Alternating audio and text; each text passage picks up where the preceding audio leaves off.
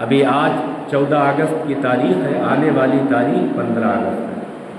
ہندوستان میں رہنے والا کوئی بھی شہری اس تاریخ کو کبھی فراموش نہیں کر سکتا، کبھی بھلا نہیں سکتا۔ کیوں؟ اس لیے کہ 15 اگست کی تاریخ وہ تاریخ ہے کہ جس تاریخ کو تن کے گورے من کے کالے انگریزوں سے ہندوستان کے لوگوں کو آزادی ملی، ان کی غلامی کی زنجیر سے باہر نکلنے کا موقع ملا۔ اور آپ کو معلوم ہے کیا یہ ایک دم ہو گیا؟ نہیں، کئی سالوں سے یہ مجاہدانہ کام، یہ آزادی کے مجاہدین اپنے کام کر رہے تھے، اور اس کے لیے نہ جانے کتنی صعوبتیں، کتنی پریشانیاں، کتنی مشکلیں انسانوں نے اٹھائی ہیں، تب جا کے ہندوستان کو آزادی کا یہ تمغہ ملا ہے۔ بلکہ بہت سی لاکھوں کی تعداد میں جانیں قربان کرنی پڑی ہیں، تب ہندوستان کو آزادی ملی ہے۔ اور میں آپ کو بتا دوں،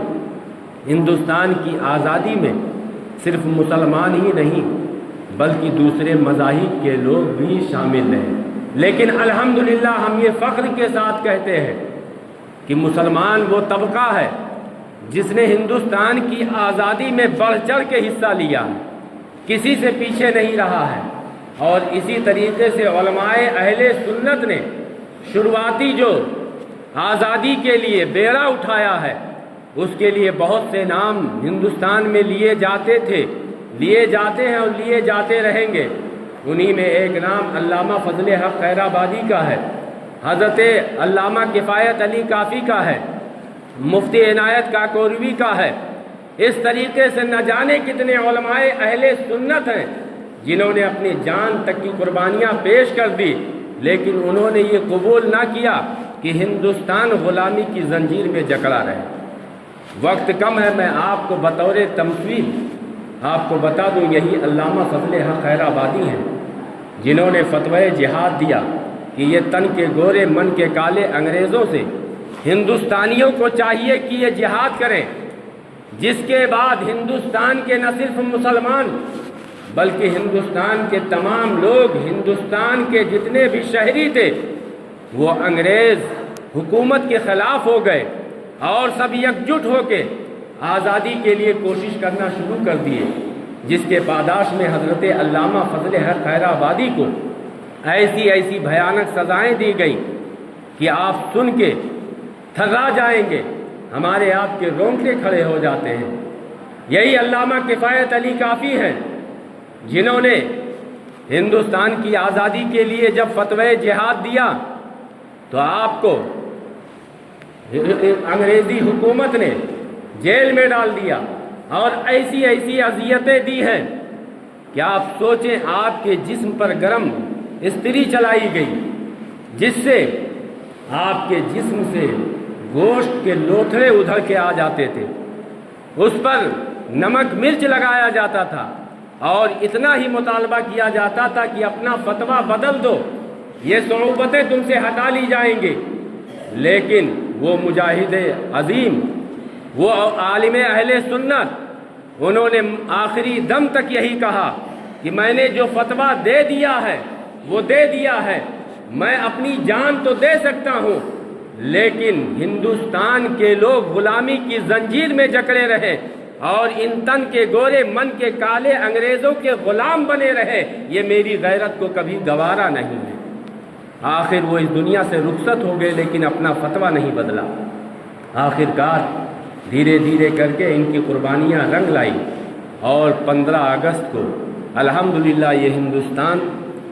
انگریزوں کی غلامی سے آزاد ہوا، جس بنیاد پہ ہندوستان کے شہری الحمدللہ جب سے آزادی ملی ہے خوشیاں مناتے چلے آئے ہیں۔ مدارس ہوں، خانقاہ ہوں، مساجد ہوں، ہر جگہ الحمدللہ ہندوستان کا یہ پرچم ہم شوق سے لگاتے تھے، لگاتے ہیں، لگاتے رہیں گے۔ لیکن آپ سوچیں یہ کیسا عالمیہ ہے کہ نام نہاد مسلمان، کلمہ پڑھنے والا، بات ہندوستان کی آزادی اور ترنگا لگانے کی آئے تو نہ تو ہم دلیل طلب کرتے، نہ کوئی بھی غیرت مند دلیل طلب کرتا ہے۔ یہ بھی جھنڈے لگاتے ہیں، لیکن جب بات آئے آقائے دو جہاں صلی اللہ علیہ وسلم کی، جانے کائنات، وجہ کائنات، تخلیق کائنات صلی اللہ علیہ وسلم کی، جن کے صدقے اللہ نے اس کونین کو بنایا، اللہ فرماتا ہے، حدیث قدسی ہے، لولا کلمہ خلقت الافلاق، کہ اے محبوب اگر آپ کو پیدا کرنا مقصود نہ ہوتا تو اس آسمان کے شامیانے کو نہ بناتا، لولا کلمہ خلقت الارضین، اے محبوب اگر آپ کو پیدا کرنا مقصود نہ ہوتا تو اس زمین کے فرش کو نہ بچھاتا،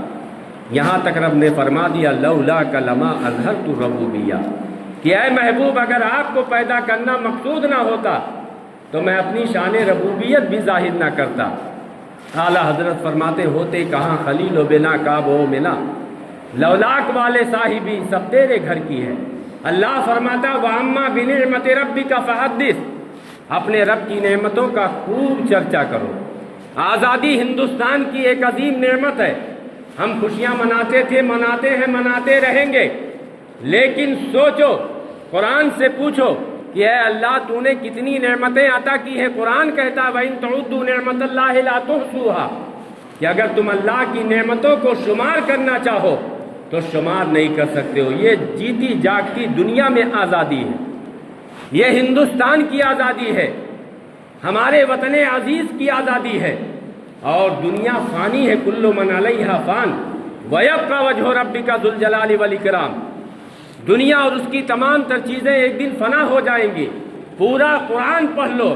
اللہ نے کسی نعمت پر احسان نہیں جتلایا ہے، لیکن قربان جاؤ جب اپنے محبوب کو شان رحمت للعالمینی کے ساتھ اس خاکدان گیتی پر مبعوث فرمایا ہے تو ارشاد فرماتا ہے لقد من اللہ علی المؤمنین اذ بعث فیہم رسولا، کہ تحقیق کی اللہ نے مومنین پر احسان عظیم کیا کہ جب ان کے درمیان اپنے محبوب رسول کو بھیجا ہے۔ اب آپ سوچیں کہ جب ہم ہندوستان کی آزادی کا جھنڈا اپنے گھروں پر لگاتے ہیں، لگانا چاہیے، خوشی مناتے ہیں، منانا چاہیے، تو جس کے صدقے ہمیں یہ ساری بہاریں ملی ہیں ان کی آمد پر خوشیاں ہم کیوں نہ منائیں؟ اس لیے ہم کہتے ہیں نثار تیری چہل پہل پر ہزاروں عیدیں ربیع الاول، سوائے ابلیس کے جہاں میں سبھی تو خوشیاں منا رہے ہیں۔ حضرت علامہ سلمان فریدی صاحب قبلہ نے ایک بہت اچھا کلام کہا اس کے کہ نہ حوالہ کوئی چاہا نہ دلیل مانی، تم نے لہرایا مگن ہو کے وطن کا جھنڈا، اگر آقا کی محبت کا تمہیں دعویٰ ہے کیوں برا لگتا ہے تمہیں شاہ زمن کا جھنڈا۔ تو الحمدللہ ہم اپنے وطن عزیز کا جھنڈا بھی خوشی سے لگاتے ہیں، اور سرکار کی محبت میں جن کے صدقے یہ ساری بہاریں ملی ہیں، انسانیت کا درس ملا ہے، قرآن جن کے صدقے ملا، نماز جن کے واسطے سے ملی، حج و زکوٰۃ اور تمام خوبیاں جن کے صدقے ملی ہیں، ان کی آمد کی خوشیاں ہم کیوں نہ منائیں؟ جب بات آتی ہے کہ سرکار کی ولادت کی خوشی میں ہم یہ جھنڈا لگاتے ہیں تو کہتے ہیں نہیں، اس میں تو سرکار کی وفات ہوئی ہے۔ آپ سوچیں ان کا نام لے کے اگر کوئی زندگی گزارتا ہے اور انتقال کر جاتا ہے ان کے نام پر تو قرآن کہتا ہے انہیں مردہ نہ کہو، زندہ ہو جاتے ہیں جو مرتے ہیں حق کے نام پر۔ اللہ اللہ موت کو کس نے مسیحا کر دیا تو نبی رحمت صلی اللہ علیہ وسلم کی زندگی کی شان کیا ہوگی؟ اس لیے ہم کہتے ہیں تو زندہ ہے واللہ، تو زندہ ہے واللہ، میری چشم عالم سے چھپ جانے والے۔ پھر بھی ہم کہتے ہیں کہ اگر تمہیں ربیع الاول شریف کی یہ 12 تاریخ وفات کی لگتی ہے، تمہارے اعتبار سے وفات کی ہے، تو جو پیدائش کی تاریخ ہے اسی تاریخ میں تم خوشیاں منا کے دکھا دو اگر نبی سے سچی محبت ہے۔ لیکن کبھی نہیں ہو سکتا، کیونکہ کل بھی ابلیس حضور کی پیدائش پہ رویا تھا، آج بھی اس کی ذریت رو رہی ہے۔ کل بھی اہل ایمان نبی کی ولادت پر خوشیاں منائے تھے، آج بھی منا رہے ہیں۔ آپ کو معلوم ہے حضرت جبریل امین 3 جھنڈے لے کے آئے تھے اور آپ نے لا کر خانہ کعبہ کے چھت پر نصب فرمائے تھے اور یہ بتا دیا تھا کہ حضور کی ولادت پر خوشی منانا یہ حضرت جبریل امین کی جو ہے سنت ہے۔ الحمدللہ ہم جلوس نکالتے ہیں، تفصیلی وقت نہیں ورنہ آپ کو ساری باتیں بتاتا میں۔ حضور جب مکہ سے مدینہ کی طرف ہجرت فرما کے گئے تھے، حدیث سے ثابت ہے کوئی بھی میری ایک بھی بات کو اگر غیر تحقیق شدہ ثابت کرے تو جو سزا کہے میں قبول کرنے کو تیار ہوں، دعوے کے ساتھ بول رہا ہوں۔ اللہ کے پیارے نبی صلی اللہ علیہ وسلم مکہ سے مدینہ کی طرف ہجرت فرما کے گئے، تو آپ کو معلوم ہے کیا طریقہ تھا انصار کا، وہاں کے لوگوں کا، کہ انہوں نے کیسے استقبال کیا تھا۔ بچے راستے میں کھڑے ہیں اور پڑھ رہے ہیں تلال بدرو علینا من ثنیات الوداع وجب الشکر علینا ما دعا للہ داعی، یعنی اس نبی کی آمد پر ہمیں خوشیاں منانا زیب دیتا ہے، ہم پر لازم ہے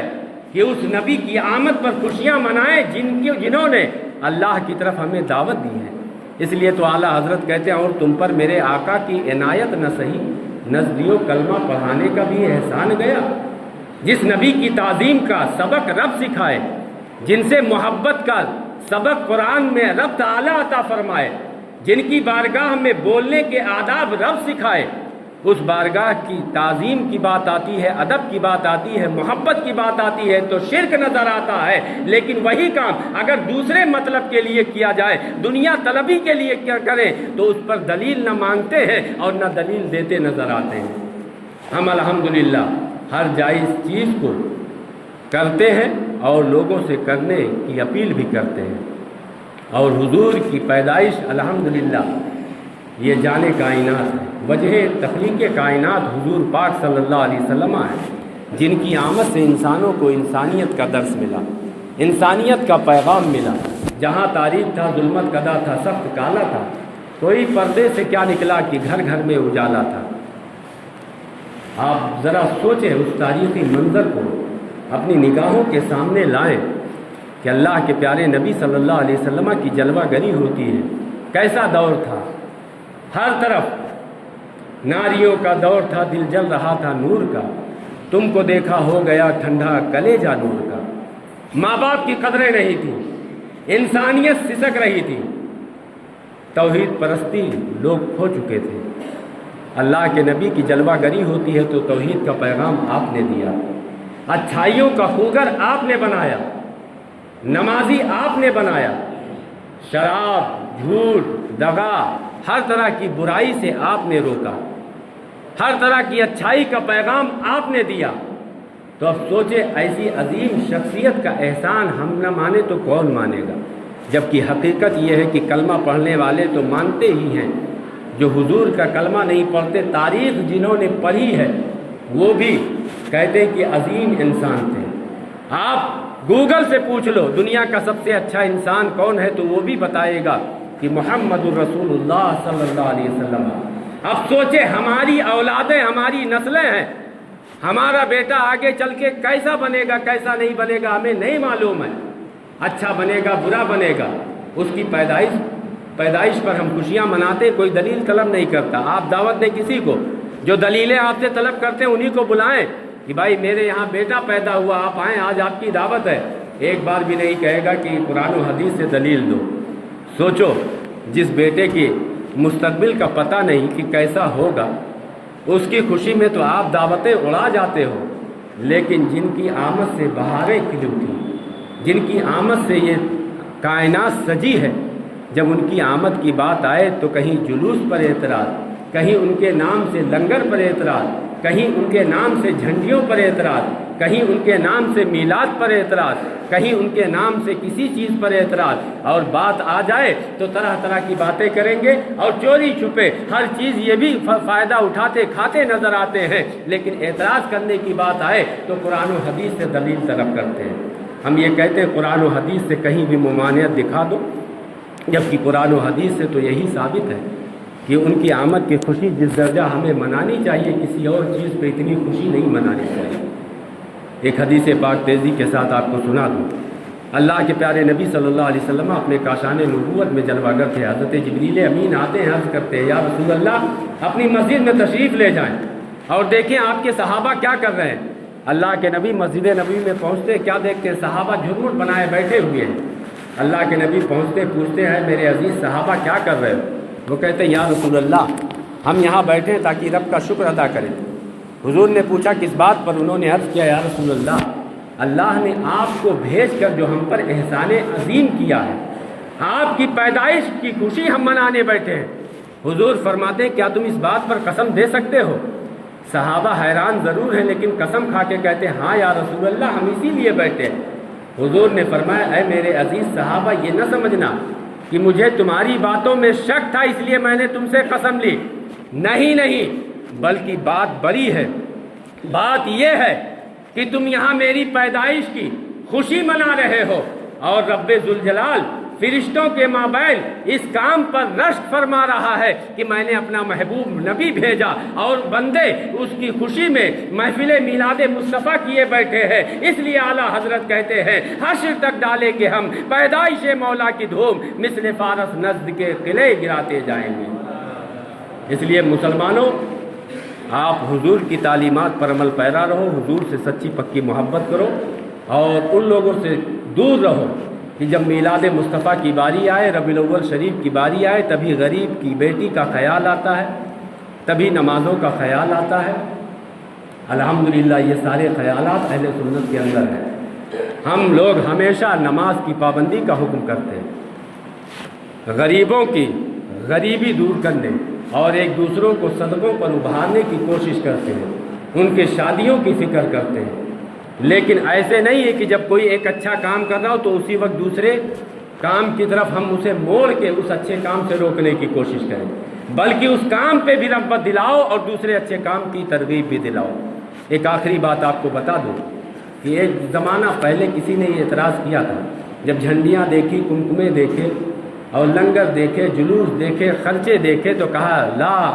خیر فی الاسراف، فضول خرچی میں کوئی فائدہ نہیں۔ تو جانتے ہیں ایک دانا نے، اللہ کے نیک بندے نے کیا کہا تھا؟ لا اسراف فی الخیر،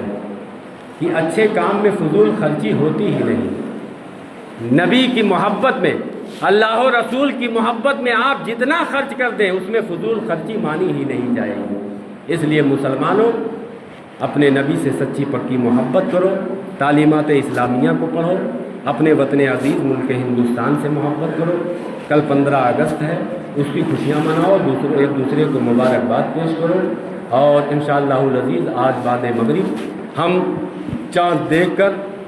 حضور کی آمد کی خوشیاں منائیں گے، صلاۃ و سلام پیش کریں گے، اپنے گھروں پر جھنڈیاں لگا کر ہم یہ بتائیں گے کہ ہم حضور کے غلام ہیں، اور کل 15 اگست ترنگا اپنے گھروں پر لہرا کر یہ بتائیں گے کہ ہم اصلی ہندوستانی ہیں، ہم کرایہ دار نہیں ہیں۔ الحمدللہ ہمارے علماء اہل سنت نے ملک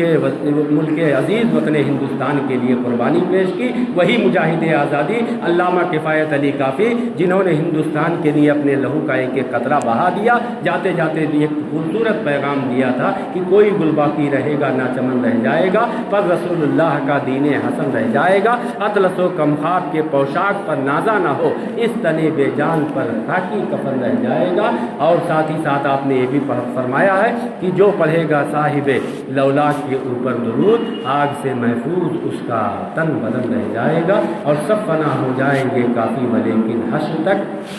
نعت احمد کا زبانوں پر سخن رہ جائے گا۔ اس لیے پیارے حبیب کو پکار، پیارے نبی کا نام لے، دامن مصطفیٰ میں آپ پائے رسول تھام لے، استغفر اللہ ربی من کل ذنب واتوب الیہ۔ جو لوگ سنت ادا نہیں کیے سنت پڑھ لیں، اس کے بعد خطبے کی اذان ہوگی۔ السلام علیکم ورحمۃ اللہ۔